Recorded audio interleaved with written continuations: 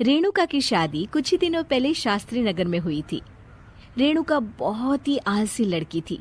वो दिन भर बेड पर सोती रहती या फिर मैगजीन पढ़ती रहती और घर के काम भी धीरे धीरे ही करती। एक दिन उसकी सास उसके पास आती है। बहू, आज बेसन का चिला बना दे, बड़ा मन कर रहा है। हाँ मम्मी जी, बनाती हूँ थोड़ी देर में। थोड़ी देर में? अरे थोड़ी देर में तो रात के खाने का वक्त हो जाएगा बहू। अच्छा मम्मी जी, तो फिर आप रात का खाना ही खा लीजिएगा ना। हे भगवान, कैसी आलसी बहू मिली है मुझे, हर काम को बस टालती ही रहती है। रेणुका दिन भर बस आलस पना ही करती रहती।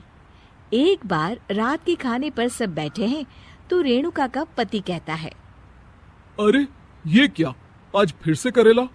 रेणुका, हफ्ते में तीसरी बार ऐसा हुआ है कि करेला बन रहा है। कुछ भी बना लिया करो। अरे इतनी सारी सब्जी मिलती है मार्केट में। हाँ, पर अब कौन मार्केट जाए और सब्जी लेकर आए, इसीलिए जो था घर पर वही बना दिया। बहू, फ्रिज खोल कर देखती तो पता चलता कि सारी सब्जियां रखी होती है, पर तुम्हारा आलसपन खत्म हो तो तुम्हारी नजर जाए ना। विशाल कमरे में आकर रेणुका से पूछता है, रेणुका, मैंने कहा था तुमसे कि मेरे लिए रुमाल ले आना। मेरे सारे रुमाल खराब हो गए हैं। तुम ले आई क्या? आज नहीं गई, कल ले आऊंगी। ओफो, पिछले 4 दिनों से मैं यही सुन रहा हूँ। बिना रुमाल के ऑफिस जाना पड़ रहा है। तुम तो बहुत ही आलसी होती जा रही हो रेणुका। आपको रुमाल की जरूरत है ना, तो खुद ही खरीद लीजिए ना। हाँ, अब वही करूंगा। तुम्हारे भरोसे बैठा रहा तो कुछ नहीं होगा। एक दिन दरवाजे पर बेल बज रही होती है और रेणुका सोफे पर बैठी होती है, पर आलस में दरवाजा खोलती ही नहीं। अरे बहू, कितनी देर से बेल बज रही है? क्या कानों में रुई डालकर बैठी हो जो सुनाई नहीं दे रही बेल? मम्मी जी, अब आप आ ही गई हैं तो आप ही खोल दीजिए ना दरवाजा। क्यों मुझे ताना मारकर और देर कर रही हैं? अरे वाह, उल्टा चोर कोतवाल को डांटे। सास दरवाजा खोलती है तो उसकी पड़ोसन दरवाजे पर खड़ी होती है। दरवाजा खोलने में इतनी देर क्यों हो गई? सब सो गए थे क्या? और ये भी कोई वक्त है क्या सोने का? हाँ?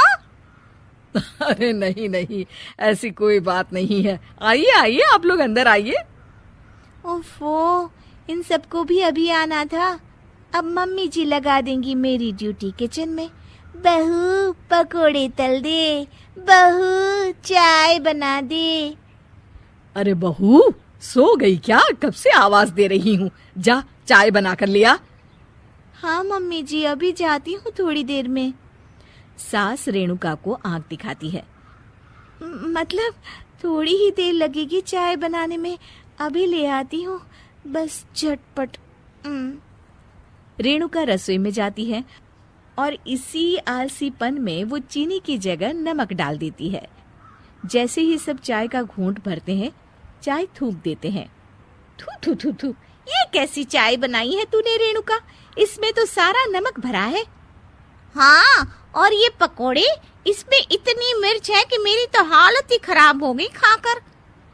और रेणु जी, आपकी खातिरदारी में पहले तो कभी कोई कमी नहीं रहती थी, पर जब से आपकी ये बहू आई है ना, मामला कुछ गड़बड़ा सा गया है।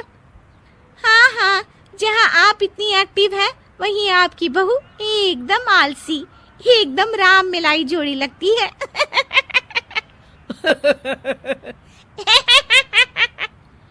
अच्छा जी, चलते हैं अब। नमक वाली चाय पिलाने के लिए बहुत बहुत शुक्रिया। सब वहां से चले जाते हैं। अरे तूने तो मेरी नाक ही कटा दी बहू। वे लोग क्या सोच रहे होंगे मेरे बारे में? मम्मी जी, मैंने तो शक्कर ही डाली थी, पता नहीं नमक कैसे बन गई शक्कर। शक्कर नमक नहीं बना बहू रानी, तुम्हारा ये जो आलसपना है ना, ये उसी का नतीजा है। सॉरी मम्मी जी, अब मैं ये आलसपन छोड़कर सारे काम अच्छे से मन लगाकर करूंगी।